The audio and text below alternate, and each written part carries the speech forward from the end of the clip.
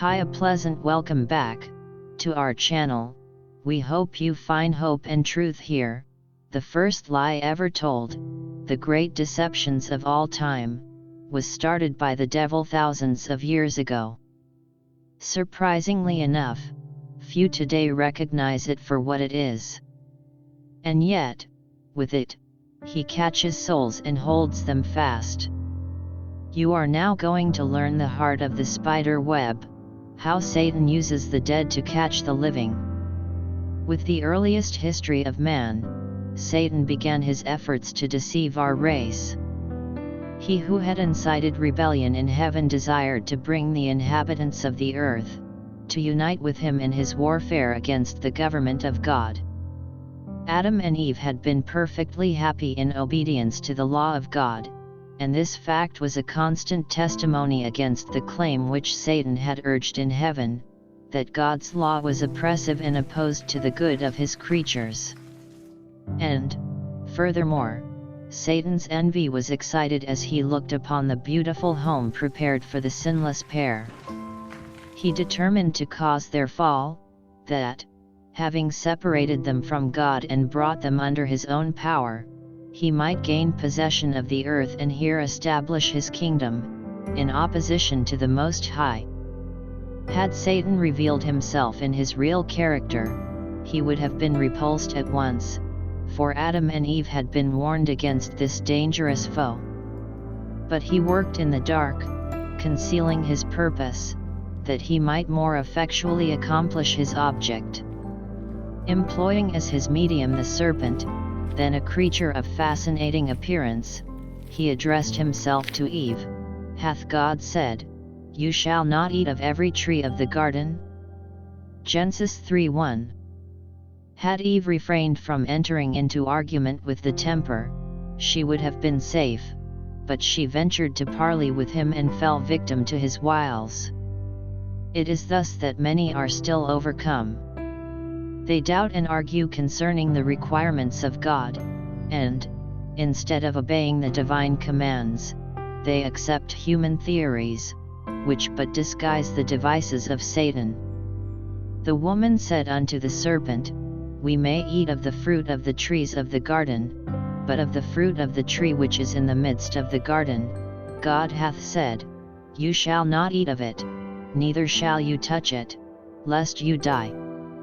And the serpent said unto the woman, You shall not surely die, for God doth know that in the day you eat thereof, then your eyes shall be opened, and you shall be as gods, knowing good and evil.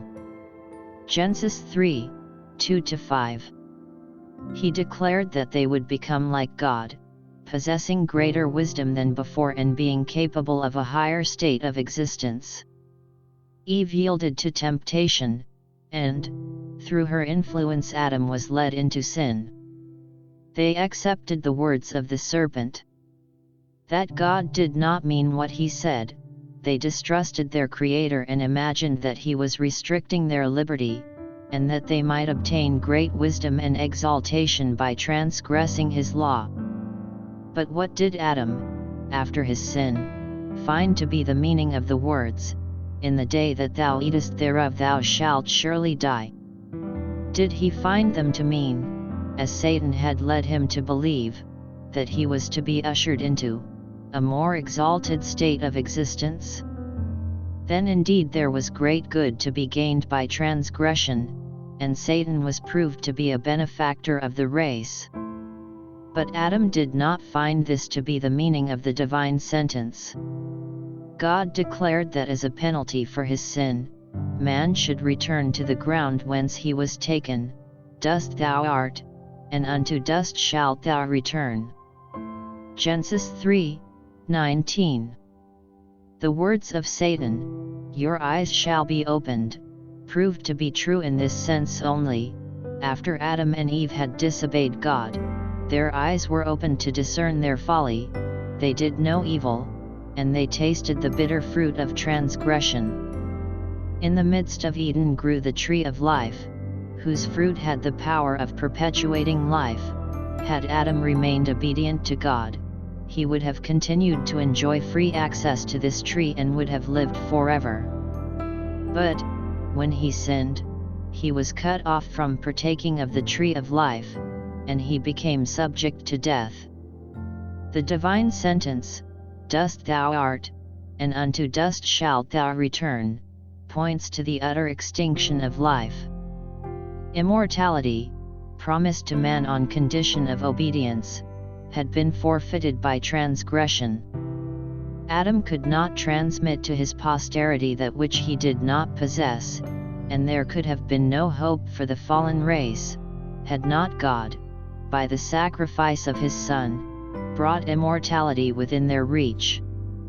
While death passed upon all men, for that all have sinned, Christ hath brought life and immortality to light through the gospel.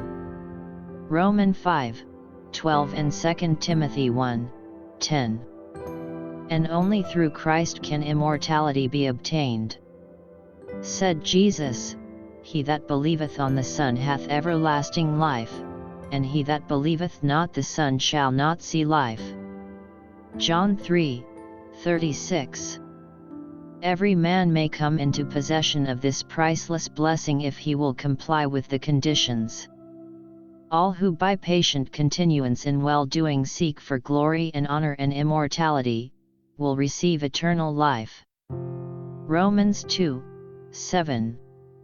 The only one who promised Adam life in disobedience was the great deceiver. And the declaration of the serpent to Eve in Eden, "You shall not surely die," was the first sermon ever preached upon the immortality of the soul. Yet this declaration, resting solely upon the authority of Satan, is echoed from the pulpits of Christendom, and is received by the majority of mankind as readily as it was received by our first parents. The divine sentence, "The soul that sinneth, it shall die," Ezekiel 18:20, is made to mean, "The soul that sinneth, it shall not die, but live eternally." We cannot but wonder at the strange infatuation which renders men so credulous concerning the words of Satan and so unbelieving in regard to the words of God. Had man, after his fall, been allowed free access to the tree of life, he would have lived forever. And thus sin would have been immortalized. But cherubim and a flaming sword kept the way of the tree of life, Genesis 3:24, and not one of the family of Adam has been permitted to pass that barrier and partake of the life-giving fruit. Therefore there is not an immortal sinner. But, after the fall, Satan bade his angels make a special effort to inculcate belief in man's natural immortality, and having induced the people to receive this error, they were to lead them on to conclude that the sinner would live in eternal misery. Now the Prince of Darkness, working through his agents, represents God as a revengeful tyrant, declaring that he plunges into hell all those who do not please him, and cause them ever to feel his wrath, and that while they suffer unutterable anguish and writhe in the eternal flames, their Creator looks down upon them with satisfaction. Thus the arch-fiend clothes with his own attributes the Creator and benefactor of mankind. Cruelty is satanic. God is love, and all that he created was pure, holy, and lovely, until sin was brought in by the first great rebel. Satan himself is the enemy who tempts man to sin and then destroy him if he can, and when he has made sure of his victim, then he exults in the ruin he has wrought. If permitted, he would sweep the entire race into his net. Were it not for the interposition of divine power, not one son or daughter of Adam would escape. And yet most of Christendom is practicing this lie, and refuses to adhere to Bible truth. Please come back to see where this lie would lead to. Please like this channel, subscribe, and add a comment. See you in the next video. God bless.